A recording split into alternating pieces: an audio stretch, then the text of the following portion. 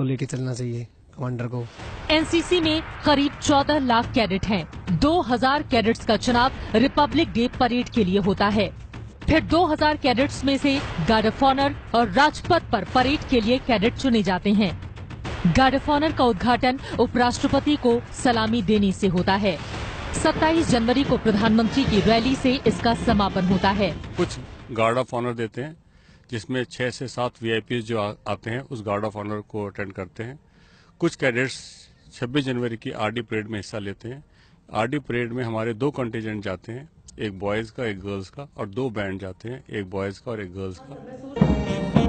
NCC की शुरुआत वैसे तो आजादी मिलने के अगले ही साल यानी 1948 में ही हो गई थी, लेकिन देश में एक वक्त ऐसा भी आया जब इसे छात्रों के लिए अनिवार्य कर दिया गया था। 1963 में एनसीसी को कंपल्सरी कर दिया गया था। साल 1965 यानी कि भारत और पाकिस्तान के बीच जंग और साल 1971 भारत पाकिस्तान के बीच हुई लड़ाई में एनसीसी के कैडेट्स ने अपनी महत्वपूर्ण भूमिका निभाई थी। 1965 की भारत पाकिस्तान जंग और 1971 की बांग्लादेश पाकिस्तान जंग में एनसीसी ने रक्षा की दूसरी पंक्ति का काम किया था।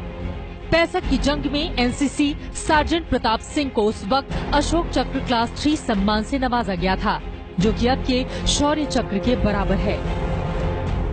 उस समय जो है एनसीसी की स्ट्रेंथ एक टाइम पर 26 लाख तक पहुंच गई थी, जो कि एजुकेटेड एबल बॉडीड मेन सारे थे लगभग, उसके अंदर गर्ल्स नहीं थी उस टाइम। और ये 26 लाख की स्ट्रेंथ जो है ये एक major second line of defence जो है वो एक कंट्री की बन के उभरी थी।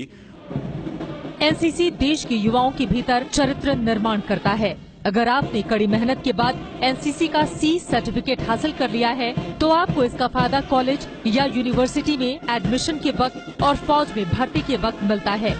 ऐसा बिल्कुल नहीं है कि एनसीसी में वही छात्र जाते हैं जिन्हें फौज में जाना होता है।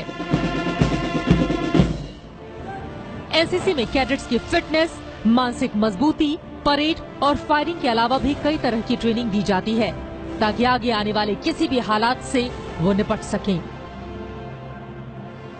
कि हम एक ऐसा ऑर्गेनाइज्ड यूथ का दल बनाए, युवा दल बनाए, जो कि ट्रेंड हो, मोटिवेटेड हो और उसके अंदर लीडरशिप क्वालिटीज हो, जिससे कि वो रोजमर्रा की सोशल एक्टिविटीज में लीडर का काम कर सके। मैं यहाँ जब देश भर से आए एनसीसी कैडेट से बातचीत कर रही थी तभी मुझे एक ऐसा चेहरा दिखा जो बेहद जाना पहचाना लग रहा था। करीब गई तो पाया कि ये वही ट्रेनिंग इंस्ट्रक्टर हैं जिन्होंने मुझे गोरखपुर में एनसीसी की ट्रेनिंग दी थी।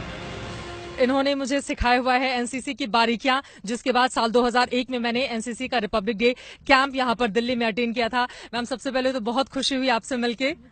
अच्छा, ये बताइए बतौर कैडेट में कैसी थी? हालांकि ये बहुत पुरानी बहुत स्मार्ट एंड बहुत एक्टिव। मैं मेहनत करती थी, कभी ऐसा तो नहीं कि बंक मार जाती थी? नहीं, बहुत सिंसियर और बहुत हार्ड वर्कर कैडेट्स। इन 17 सालों में किस तरह का फर्क आप देख रही हैं? जैसे जैसे जनरेशन मॉडर्नाइज की तरफ जा रही है, आधुनिकता की तरफ जा रही है, उसी हिसाब से कैडेट्स में अंदर भी अंतर आता है।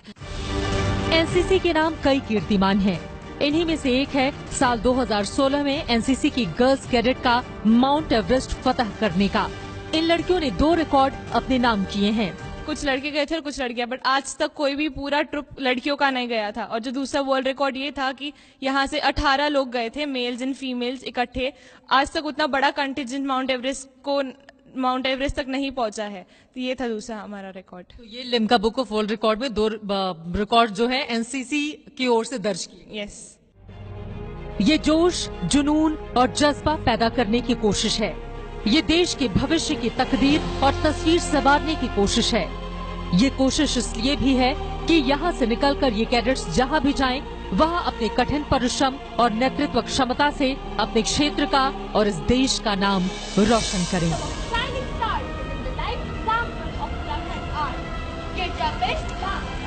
देश की रक्षा की खातिर हम शमशीर उठा लेंगे।